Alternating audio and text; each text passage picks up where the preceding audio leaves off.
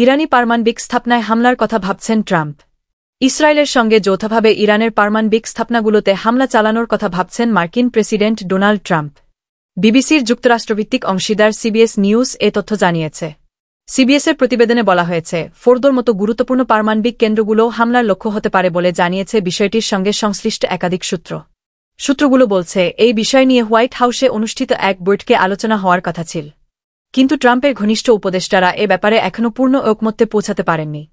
এক সিনিয়র মার্কিন কূটনীতিক সম্প্রতি টিআরটি ওয়ার্ল্ডকে জানিয়েছেন, ইরানের পারমাণবিক স্থাপনাগুলোর ওপর হামলার বিষয়টি বিবেচনায় রয়েছে, যদিও চূড়ান্ত সিদ্ধান্ত এখনও হয়নি।